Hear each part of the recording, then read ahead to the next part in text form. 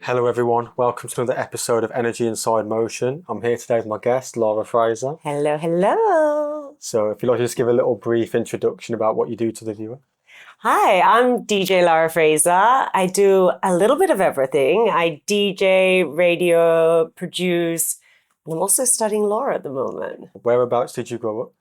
I actually grew up in Australia. So I was born in Australia. Okay. And then I went to high school for a little bit in Brazil. Yeah. I lived a bit in Ecuador. I went to college in America. And well, now I live in England. But my mum's English, so we were always kind of back and forth from here as well. So yeah. How did you get into the creative industry? I was always a little drama queen. So like from growing up, I was always in theater and I kind of went into presenting side of things. But music, I came through radio. So I had I still have a radio show, but I've been on radio for quite a while now and moved into DJing kind of naturally from that. And then I met my manager, Kojo Spayo, and he kind of got me on the production side of things. And I love, love, love that space because you get to be so creative. And that was kind of like my general progression and it's still kind of moving. What was your sort of, I guess, home environment like growing up and how did that influence your career? Oh gosh, crazy. You know what? I'm really, really close with my family. I have a sister who has 2 kids now, but we were really close in age. And so my family is... they were very accepting of everything. I think some people, when they say they want to go into like arts or any of those sorts of sectors, it's like, no, you've got to be a doctor. But my parents have always brought me up around music, around culture. And I grew up playing saxophone, piano, violin, all of those sorts of things. I kind of like my ADHD made me bounce from a lot of different things. But I was always there and present, and I think they let me follow my path, and that was key. Did anyone in your family do any sort of creative? Not in that sense. Actually, no. My grandmother was a model and an actress, and her brother was a really famous pianist in Hungary.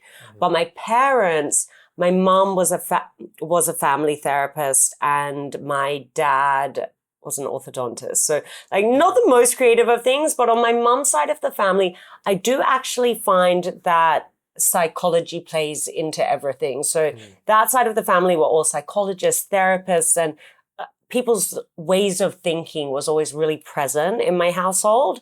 So I think with music and specifically DJing, a lot of what people will say and through my own experience as well is it shifts energy. And one of the biggest things you have to have is to be able to read a room and like know when you're losing attention or the kind of music that would like be akin to certain type of people. I think it kind of all interconnects. What sort of music did you listen to when you were younger? Oh my God, I loved rap and hip hop. You could catch me in Australia with the top down, like trying to rap my heart out to Biggie and stuff. It was a sight to see. Thank goodness I'm not doing that now.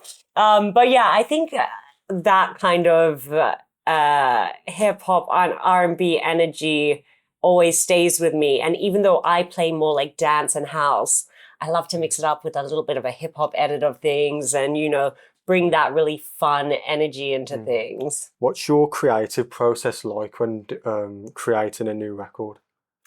It differs every time. And I think it really shifts with who you have in the room and you have to be really malleable. I work with a lot of different types of singers and I do a lot of cross collaborations with producers, etc. And it's not a one shape fits all. Some singers work really, really well lyrically and then getting melodies.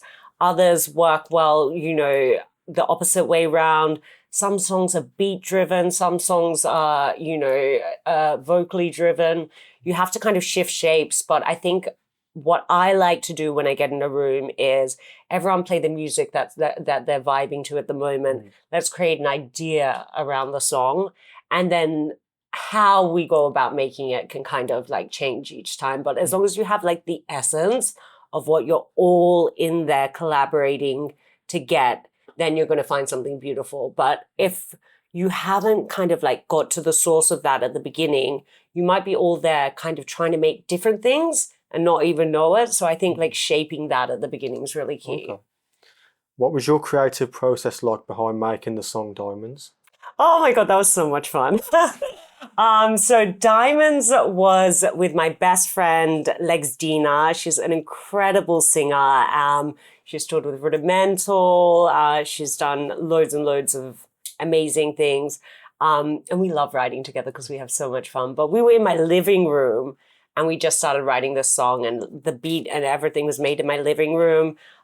We got C Figs in, and then also Slim Typical went, and because the song kind of shifted at one point, it was a little bit more housey before, and then I wanted to bridge certain things over, and I brought the Slim Typical boys in. They are producers for Rudimental and everything as well. And I think sometimes it's key to know where different people can really, that's their bag, and they're going to bring something to the song that you can't bring to it. You know, it's great when you can do everything and you know, okay, this song, I know how to do everything the best in this section. But sometimes when you want to like branch out and do little different types of things, you can bring the experts in, and that's what we did with this song. So it shifts shapes a little bit, and we brought in for one of the little like chorus bits. We got Jinjin, who was an amazing writer. And yeah, and kind of just went from there. But I think when you know and love the people that you're working with, it's just easy. Yeah. What do you think the importance of collaboration is, and what do you look for in a collaborator? I think the importance of collaboration is different for every person and project. Again, for me, I love like learning different ways that people do things. So, you know, if I'm collaborating with someone, it's not only just for the song, I'm going to learn something from my craft, from my everything. But the key thing is always energy. Even if you have the best in the business that you're working with, if you energetically don't align, the song is going to be trash. And even if it's not trash, you can't promote it. And there's going to be like a lot of blockage. And, you know, and I've had collaborations where I'm like, yeah, I've even liked the song, or theoretically something should have been amazing, and there were people that, you know, were considered quite big and it couldn't get out, or there were too many hurdles because, you know, we were coming from such different places that, you know, it's never ever worth it. So do you also produce as well? Yeah. I do produce. I like to songwrite as well. I think with my production, it's an ever-growing process. I think, you know, there's just so much to learn and improve with it. But yeah, it's definitely a space I'm focusing on this year. I want to get as many songs out as possible. I was last night teaming up with the Fanatics, and they're great producers, and you know, even just sitting with them and getting them to like help you on different sides of things and everything is amazing. So yeah, production is definitely going to be the focus of this year. How are some ways that you've managed to build your confidence as you've sort of grown in the industry? God, you just have to learn to fail and fail fast and realize it doesn't kill you. I think that it's hard because you never get rid of nerves, and like, you know, you can get more you can get better at what you're doing, sorry. But, and you know, the more sure of your actual craft you are, the less nervous you're going to be, but it never goes away. So I think, like, you know, confidence is just something where you have to drown out the noise, and regardless of what you're doing, people are going to say things, and if you're going to focus on that, that's going to take over everything else. But people won't believe in something until you prove it. Okay. So yeah, I mean, you might as well just build it, and they will come, and everyone will come around once the thing is working. But you have to go through that difficult process where things aren't perfect, and maybe, you know, you're not getting the responses that you want, and you just have to like kind of push through that. What is one of the main sort of, I guess, things that you've learned being in the music industry, one of the most important lessons? Ooh, there have been so many. I think that nothing good comes easily, and you have to spend time and take time to build great things. I think that anything that is rushed and falls on your lap is always, well, in my experience, has been fleeting. And yeah, I think it's definitely taught me work ethic and character. How have you managed to sort of maintain, I guess, relevance over your career while staying true to your authenticity? Well, I mean, mine's an interesting one because as a DJ, it's just getting booked in these great gigs. And as soon as you're booked on the gig and you do a good job, another gig wants you. And like, that's a kind of pattern. I think in terms of production, and I haven't honed in as much as I want to, that's something to do with consistency. That's kind of what I want to, yeah, shift maybe. But in terms of relevance, I think it's, yeah, you just have to keep going with whatever you're doing and people will pick it up. What kind of role does spirituality play in your day-to-day life and in the music that you create? Oh, that's an interesting one. Spirituality. I'm definitely spiritual. I'm not a religious person. I do believe, and I've spoken a lot about like energy on this, but I do believe in what we put out, we get back, and I do believe that there is, something that aligns us with people just in general. So, the spiritual element will just come through your actions and what you do really. But yeah. So when you were doing songwriting, how did you how did you create your own style for songwriting? Oh, that's an interesting one. I don't know. I've never really thought about it as my like own style. My background, I used to actually do writing for for press and for businesses and like that sort of stuff when I was much, much younger. And I've always loved writing in general. And I do like the power of words. And I think that in terms of like writing style, I'm probably a bit more of a get the melody and then let the song speak to you and the words will come. I think what will happen is as the beat's progressing and your melody's progressing, it's like the words will be screaming in your face, and that's when you know they've connected with the song. But yeah, I think that's generally my process. How did you find your own sound?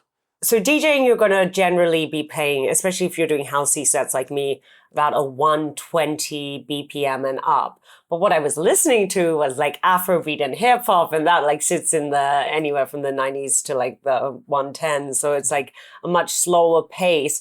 And I kind of wanted to fuse the two together. So I do a lot of like poppy, dancey energy songs with a little bit more of urban top lines. And I feel like that kind of is where my niche sits. What is it about house music that inspires you and makes you gravitate towards that? Oh, you can just see the energy of people like when you're playing out and you're playing a house set. And there's so many different types of house, by the way. You can have every type of house, minimal house, Afro house, etc. So each sector is going to bring a really bit different vibe. But I think that general section of BPM, people want to get up and dance. It's high energy, and I think it just makes people happy and have fun. And yeah, what more could you want from a song? What sort of advice do you have for upcoming artists who want to get into the music industry? There's always a way to do it. I think a lot of people, see the end goal and they're like, if it hasn't happened straight away, oh, it's too hard or anything like that. What I would say is people don't always show their process. So the people that you do think are overnight successes or just blew up of this one song, they've probably had 700 songs before that, or been in the studio for years, or, there are, of course, like TikTok sensations that pop up overnight. But honestly, the longevity of those sorts of careers, because they don't have the training and stuff, and, can't maybe tour in the same capacity as someone who's done it for a really long time, it's probably going to be more short-lived. So I would just say, if it's something that you love, stick at it. if the first thing doesn't work, try again, fail fast. And, you know, then you'll be able to find your niche. And yeah, you've got to just keep going. Yeah, 100%. What sort of like made you want to go into the studio?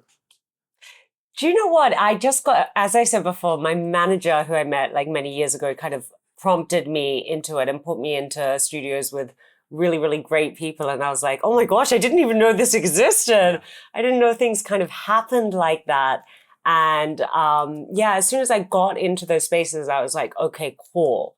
This is something I want to do. But it's interesting. I hadn't really thought about it before because like, I don't know. I feel like, especially as a female DJ, the natural path to production doesn't seem to always be the obvious one.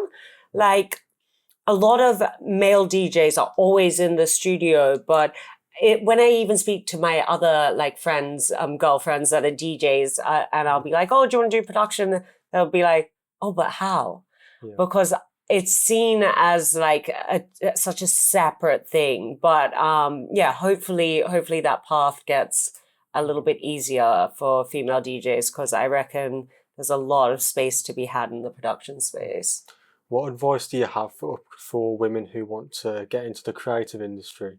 I think that don't be intimidated would be my advice. You know, it is often a male dominated space, but you have to take up that space and not shrink yourself.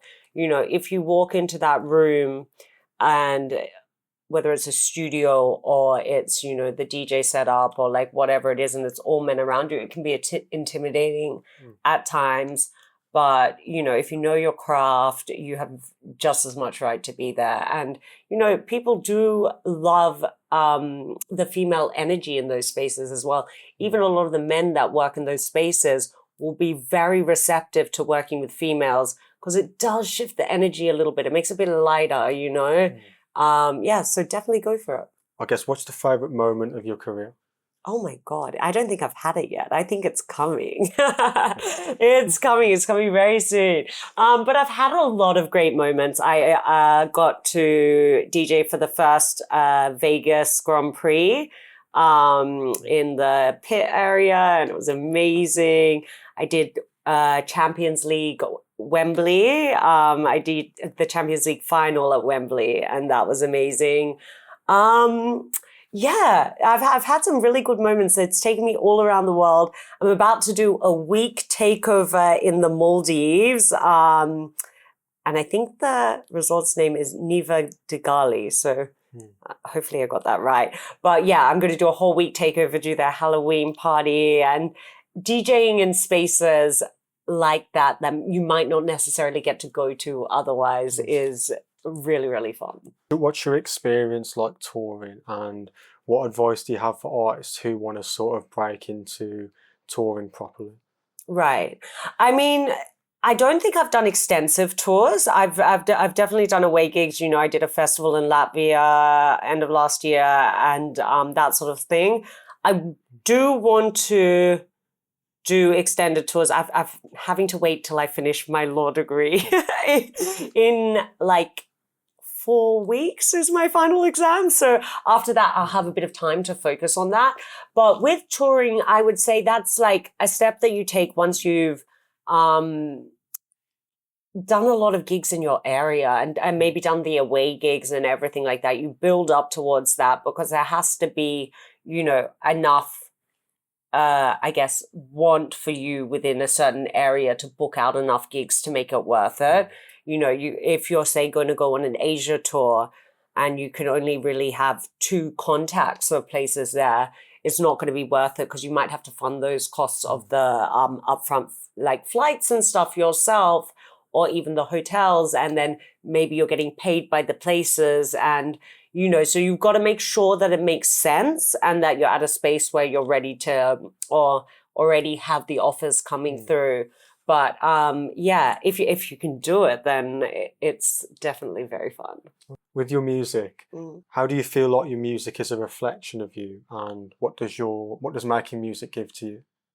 Oh, there's such a sense of accomplishment of starting something from nothing and creating this little piece that's going to be there forever. You know, once you put a song out, whether it's, you know, in the charts for however long or whatever it is, it's still there forever. And that's such a beautiful thing. And, you know, even if it makes one person smile or one person dance or anything like that, that is like a little bit of your sweat, blood, and tears, so to speak, that has gone out there and like shifted someone's mood. And it, you know, it's the small things. And I think that when you, and here's the thing, like when you make a song and your only intention is, I want to get this many streams and I want to get on the radio this many times or whatever, then the small things that actually really matter, you miss. You know, if you're going to be upset because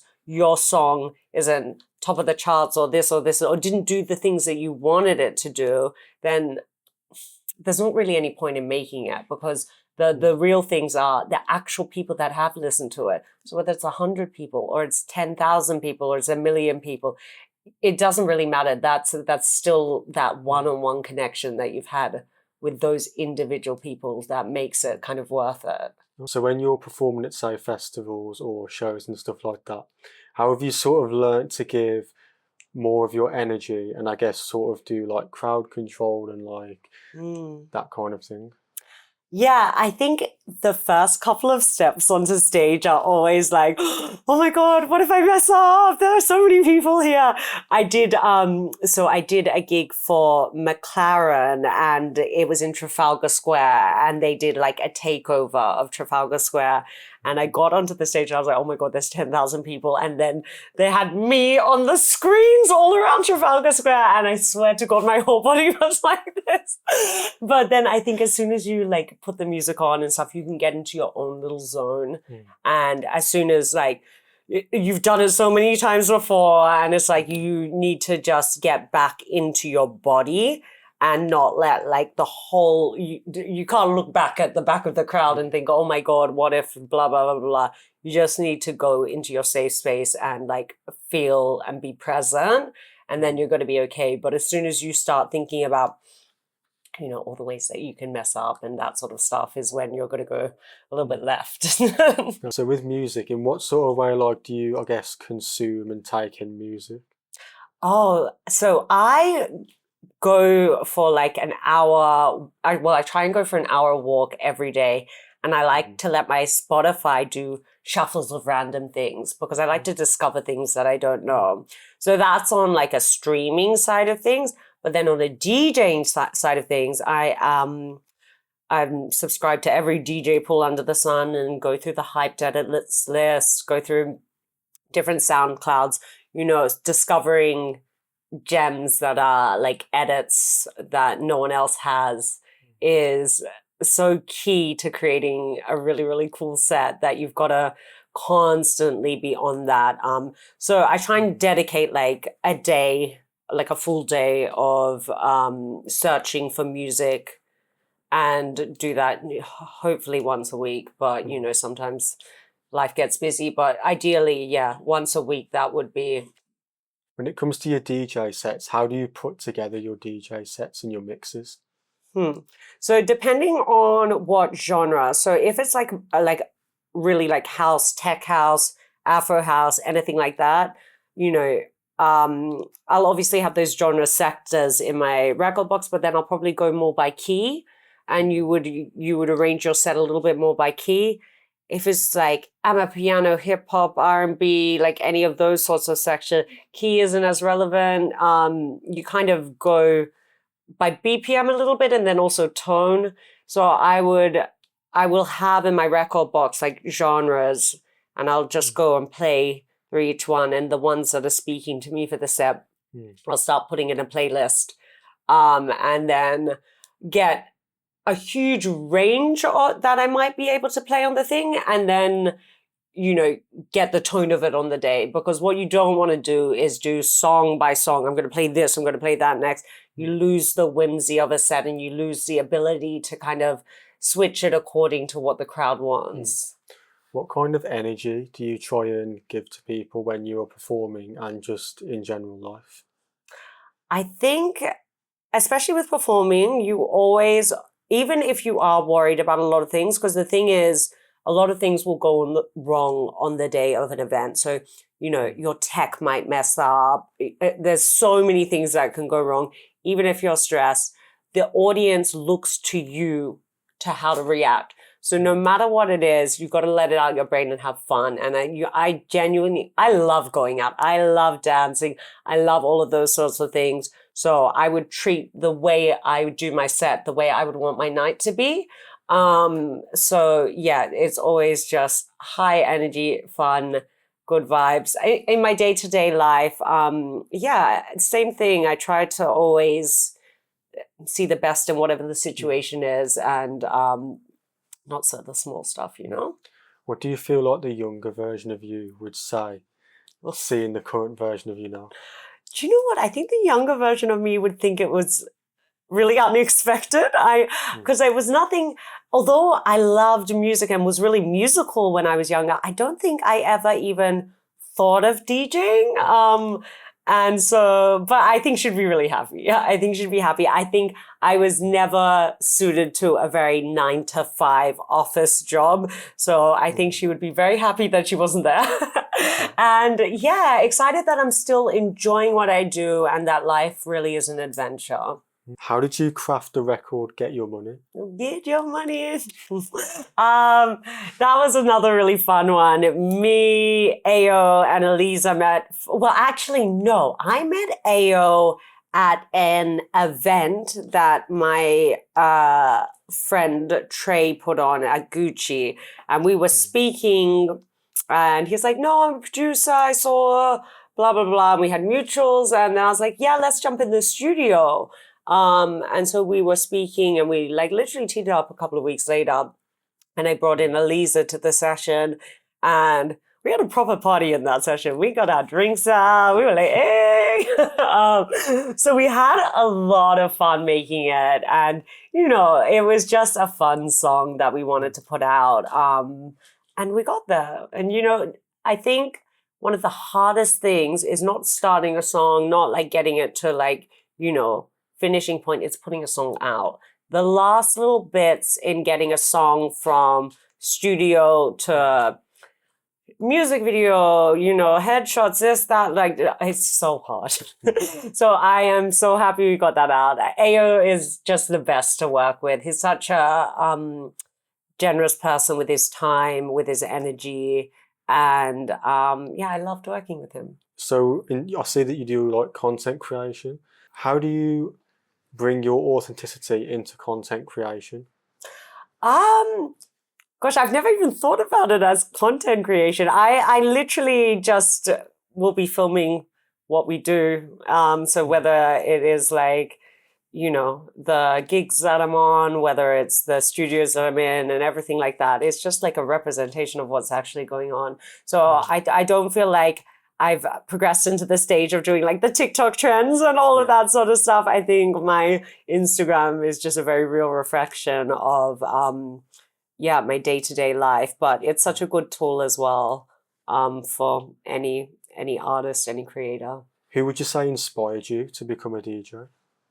Oh, do you know what? There's and it's not any big DJs or anything, but in Australia, we definitely have a certain style of DJ, and it's DJ Havana Brown, and Tiger Lily, and that sort of stuff. And they're very girly pop DJs. I think DJ Havana Brown has that song with Pitbull, We Run the World. We run the... Anyway, I'm not going to sing because I'm shit. But anyway, and it's very much that energy. And it's always, their sets are always really fun and lighthearted. I think the DJing style now very much has switched to, Afro house and minimal and tech house and the black coffees and that sort of stuff. So, which I love doing as well. But the little me, the little core inner me is always going to be a bit more of a girly pop DJ.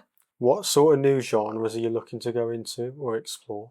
I love exploring genres. I think the first songs that I ever was in the productions rooms with and produced were Afro beats. And then I moved a bit more into the dance side of things. But I was back in the studio with Afia, who's an amazing Ghanaian artist, yesterday, like last night, and we kind of did a fusion of like Afro dancehall poppy kind of thing. I think it's nice to mix genres. There we go. Mix genres. I like I like the fusions. I think like Molly, Tyler, like all of that are kind of doing these really cool, nice, like Afro dancehall, poppy, girly kind of vibes at the moment, and I'm all here for it. I definitely want to do a few songs that sit in that space. Would you ever release an album, do you think? Oh yeah, I want to release an EP this year, but it's interesting because I never really know whether to just release it as like 4 singles, or then you do a single and then go into the EP. There's no rules for this, but I do want to do something that is a concentrated sound that maybe is a progression that, sits together in a nice storyline for an EP. So hopefully I'll be able to get that out this year. Do you feel like there's sort of a link between your music and your fashion, like as an artist? Yeah, I'm very extra. Got my high boots. No, definitely. I think people take you in as an entirety. Any artist will tell you how much fashion is a part of their whole presentation, their art form, and how it's received. It would be so interesting to do some type of an experiment, having the same type of music with different looks, having it come from people with different looks and who it spoke to more, because I think you receive things with your eyes, your ears, all of your senses. So it's a huge part of it. It's always the most difficult is getting ready because as a girl, we got our hair, we got I made you sit here while I was doing my makeup before here. But yeah, it's a process. But I love fashion, so it's cool. What are some ways that because obviously you're probably very busy working in the industry. What are some ways that you take care of like your mental well-being, your physical well-being? That's a real hard one. What I'm trying to do at the moment is not sleep next to my phone. I think also because my family is on the other side of the world, if I do leave it next to me, my family group chat is pinging off and I think your mind doesn't rest. And I think there's a difference between lying down and scrolling through your phone and looking at like YouTube and this and this and this and calling that rest because you're on the couch and really resting your mind. So I'm trying to cut down on that, certainly in my morning routine and throughout the day. It is really difficult when, I guess, a lot of your work comes through your socials or your emails or anything like that. You get this like feeling like, oh, am I missing out on something? But if someone wants to book you, they'll wait. I think we've got this like idea that if I don't answer it now, it's all going to go away. And it's not the case. So yeah, definitely trying to take that down. I think a lot of breath work. One of the best things, if you have a big show or anything like that, when you're nervous is some box breathing or anything like that. Bring yourself back into your body. But yeah, I think especially when I get overwhelmed with things like, oh, maybe this didn't go the way I wanted it to, or I didn't get like the shot that I wanted or the this that I wanted. It's like putting things in perspective. Did anybody die? No. Is the world ending? No, and just kind of like bring it down to where it really should be. What impact do you want to have on people with the art that you create and put out? Oh, I think that I definitely want to bring a certain lightheartedness back to people. I feel like after COVID, there's this anxiety around going out and having a good time. I think the spontaneity of getting your girls together and just, having a laugh and like, it doesn't actually need to be so serious. I think a lot of the work that I do and want to put out is I want to boost people's moods and morales, and make people just have a good time. So in terms of the business side of the industry, what are some of the key things that you've learned with the business aspect of it? I learned that money doesn't come in the forms that you might necessarily think it does when you're just looking from the outside. You think you put out a hit song and all this money comes to you. It does not. It does not. But there are so many ways that you can utilize your art to make money. So you have to be creative and you have to have your fingers in many pies. The brand partnerships, the lives, obviously for me, the DJ bookings will bring in the most. But what can you do on top of that? Can you team up with a fashion brand when you're doing your set and double down on that?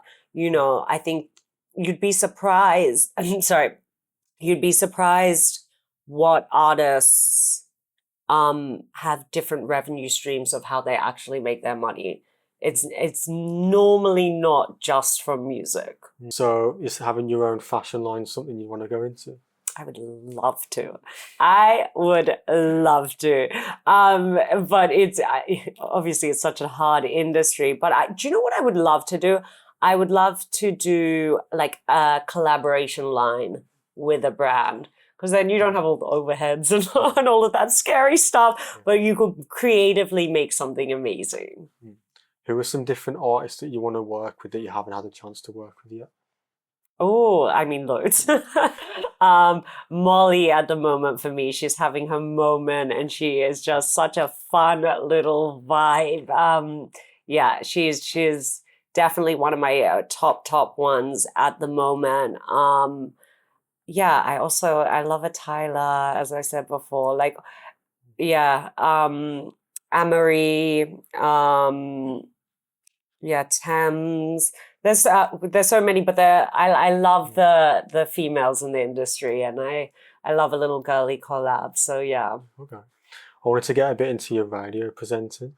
So, what has your experience been like doing radio presenting? I love radio.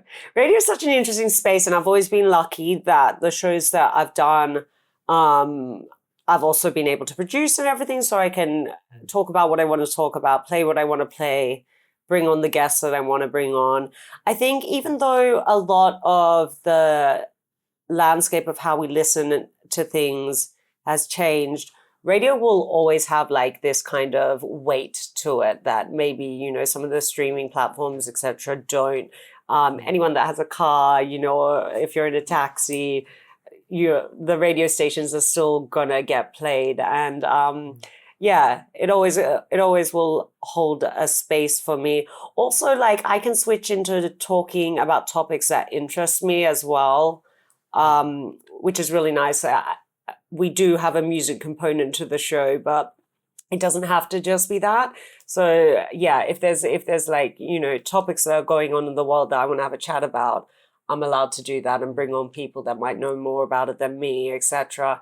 And I think that's it's a great thing to have. What sort of goes into producing a radio show? And what advice do you have for people who want to get into radio? Oh, radio, yeah, it's a difficult space. I mean, I think there's different avenues. If you want to go in as just like a presenter, you can apply for presenter positions at a radio show. You'll have to have your reel together. You can try and apply for agencies that might be able to get you a role. If there's a whole show that you have or like a topic that you're interested, you could maybe start pitching to the Ofcom radios, and then like build your way up. There's so many ways to skin this cat, but yeah, I think I would honestly go online, see what stations align to you, see who works there. You've got to do your research. You've got to put in the effort and like email everyone, call everyone, and then hopefully they give you a little chance. Over the next couple of years, where do you see your career going and where do you want to drive it? Oh, I definitely want to focus a little bit more on festivals.